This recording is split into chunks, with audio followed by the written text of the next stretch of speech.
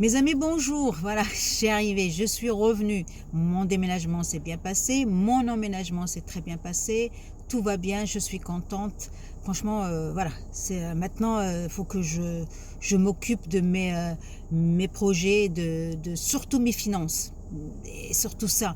Parce que j'ai su que, enfin, on le sait, hein, mais bon, c'est presque confirmé. Si vous voyez un peu, si vous lisez un peu les, comment ça, pas, mais les conclusions, les alertes de l'FMI, euh, ça s'annonce pas folichon.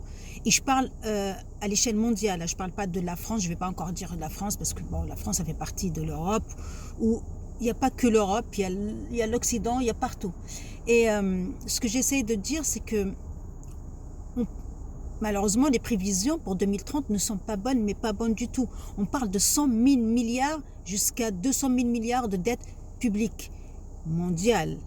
Voilà. Et ça, cela veut dire que ça va nous coûter par personne 13 000 euros. Ça peut être rien, ça peut être quelque chose. Ça dépend de quel côté on est. Si je dois donner 13 000 euros, voilà, c'est quelque chose quand même.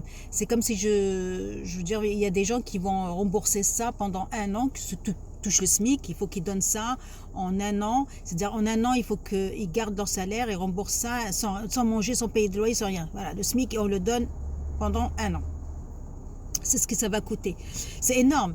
Le problème, bon, on ne pourra rien arranger, hein, c'est comme ça, il y a trop de dettes, les Américains, les Chinois, eux déjà, voilà, eux, si tous, tout le monde entier va tomber malade. Ça, on le sait, mais on ne le dit pas assez. Euh, Ce que j'essaie d'expliquer, c'est que moi, personnellement, qu'est-ce que ça va me coûter? En quoi voilà, ça va m'impacter? Ça va m'impacter sur la valeur de mon argent, mon épargne.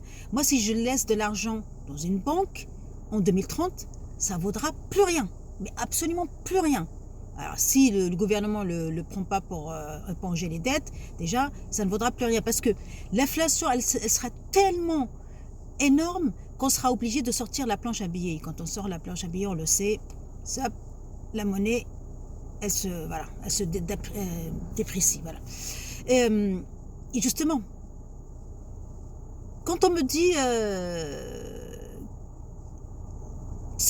il y a beaucoup de gens qui disent, mais moi, c'est pas grave, je mets de l'argent de côté. Mais ton argent ne vaudra rien. En 2030, tu auras mis, exemple, 100 000 euros, tu arrives à 100 000 euros, en 2030, ces 100 000 euros vaudront peut-être 40, 30 000 euros. Qu'est-ce qu'on fait avec? Absolument rien, parce que l'inflation, elle sera plus haut. Et le plus important, c'est où est-ce que je dois mettre mon argent? Et comme j'ai toujours dit, je ne donne pas de conseils. Je donne juste ce que je parle de moi. Moi, mon objectif, c'est l'immobilier, l'immobilier, l'immobilier. Il n'y a que ça qui ne va pas se déprécier. On le sait, ça fait des années qu'on vit ça. On a vu, l'immobilier ne s'est jamais déprécié. Je ne sais pas où, mais voilà, je ne sais pas. Après, voilà, bien sûr qu'il faut choisir où l'acheter. On ne va pas l'acheter à perpète, là où il y aura personne, ou une ville où toutes les usines vont fermer, il n'y aura plus personne pour payer le loyer, des trucs comme ça. Il ne faut pas le faire. Bref. Et comme je dis, je ne donne pas de conseils, mais c'est juste, voilà, je dis, faites attention, faites attention. On est en 2024, 2025, allez, 2020, dans 5 ans, notre argent ne vaudra plus rien, on sera tous pauvres. Si on ne fait pas le nécessaire, si on ne se réveille pas maintenant, si on n'investit pas là où il faut, si on ne se réveille pas. Voilà, c'est surtout ça. Et la personne qui m'a dit, mais je ne prends pas de conseil d'un chauffeur, je vais vous montrer mes diplômes. Voilà, parce qu'on parle de chauffeur. Je ne suis pas que chauffeur. Chauffeur parce que ça m'arrange, parce que c'est le seul métier où je peux voyager sans payer, je ne fais jamais la même chose, je n'ai pas un plafond de verre, je n'ai pas un salaire que je ne peux pas dépasser. Moi, je peux faire 300 heures, je peux faire 200, je peux faire... Alhamdoulilah, j'ai un bon salaire et je m'en sors très bien avec. C'est ce qui m'a permis d'investir. Et il n'y a pas que ça. Moi, pendant 3 ans, je me suis formée. Je me suis formée à beaucoup de choses, l'investissement, la bourse, tout ça, toute seule. Et j'ai des diplômes pour ça, vous le verrez là, à la fin de la vidéo. C'est, je veux dire, par contre, les gens qui pensent parce qu'ils ont fait les grandes écoles et qui sont les meilleurs, zéro. Je dis bien zéro parce que la preuve, Bruno Le Maire, qui a bousillé l'économie française avec un dérapage de 50 milliards, il va donner des leçons dans une école suisse. Bah, j'irai pas dans cette école, hein. Franchement, il m'apprendra rien, au contraire. Peut-être qu'il m'apprendra comment ruiner un pays, peut-être, oui. Mais je veux dire, voilà, les gens qui disent, qui ont dit, oui, t'es un chauffeur, je t'écouterai même pas. C'est pas grave, moi j'ai pas demandé je ne demande, comme je dis, je ne donne pas de conseils. Par contre, il faut savoir que Kovner, vous connaissez, il faut écouter, enfin, il faut lire l'histoire de Kovner.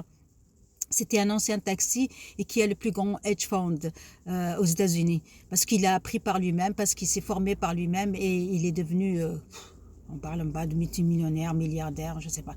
Et par contre, voilà, Kovner, un ancien taxi. Et je veux dire, il y a pas, on apprend par soi-même, on se forme. Il faut toujours se former, il faut toujours apprendre. J'ai pas les diplômes de Suisse, j'ai pas le diplôme, mais j'ai mes diplômes et j'ai appris et je me suis formée. Et c'est pour ça que je sais là où je vais chercher la formation, je sais là où je vais investir et je sais là où je vais aller, Inch'Allah. Voilà. Je reviendrai vers vous, Inch'Allah, avec encore des bonnes nouvelles. Je l'espère. Ciao, ciao.